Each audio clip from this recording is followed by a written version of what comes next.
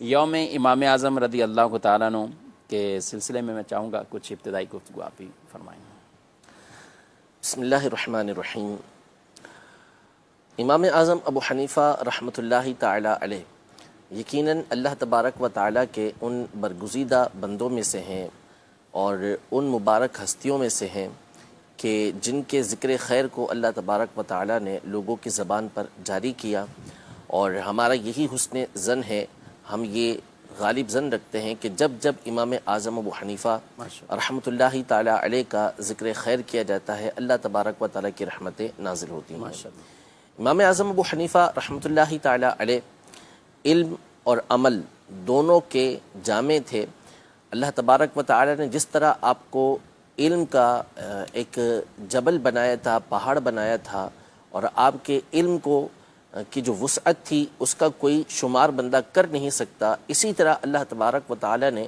علم پر عمل کی سعادت بھی امام اعظم ابو حنیفہ رحمۃ اللہ تعالیٰ علیہ کو کامل طریقے سے عطا فرمائی تھی۔ آپ کے علم کے حوالے سے امام مالک رحمۃ اللہ تعالیٰ علیہ یہ ارشاد فرماتے ہیں، جب گفتگو ہوئی آپس میں اور امام اعظم کے دلائل کو انہوں نے سنا تو آپ نے فرمایا کہ میں نے ایک ایسے شخص سے گفتگو کی ہے، ملاقات کی ہے کہ جو اپنے دلائل کے ذریعے مٹی کے ستون کو سونے کا ثابت کرنا چاہے تو کر سکتا ہے۔ اللہ اسی طرح بعض علماء نے یہ ارشاد فرمایا کہ امام اعظم ابو حنیفہ رحمۃ اللہ تعالی علیہ کی عقل مبارک کو اگر آدھی مخلوق کی عقل کے ساتھ تولا جائے تو آپ کی عقل ان کے اوپر غالب آ جائے گی، کہ اللہ تبارک و تعالی نے اس قدر ذہانت امام اعظم ابو حنیفہ رحمۃ اللہ تعالی علیہ کو عطا فرمائی تھی۔ اور امام اعظم ابو حنیفہ رحمۃ اللہ تعالی علیہ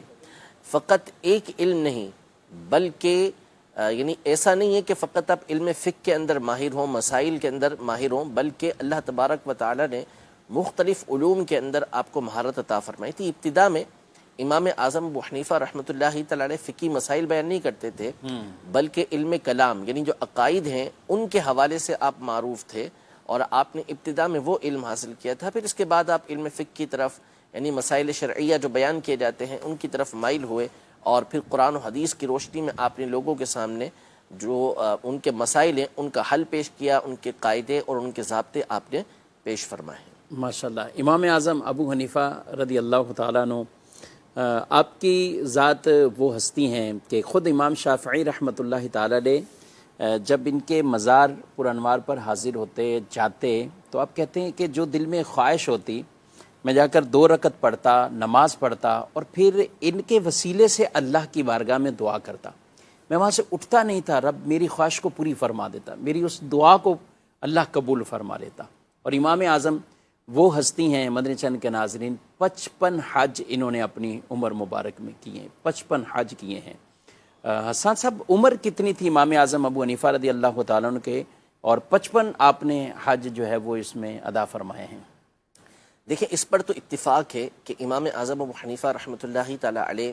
کا جو وصال ہوا ہے وہ سن 150 ہجری کے اندر ہوا ہے، لیکن اس میں علماء کا اختلاف ہے کہ امام اعظم ابو حنیفہ رحمۃ اللہ تعالی علیہ کی جو ولادت ہوئی ہے وہ کس سن کے اندر ہوئی ہے۔ 3 طرح کے قول اس میں ذکر کیے گئے ہیں، 2 اس میں مشہور قول ہیں۔ ایک قول سن 80 ہجری کا ہے کہ اس میں امام اعظم ابو حنیفہ رحمۃ اللہ تعالی علیہ کی ولادت ہوئی۔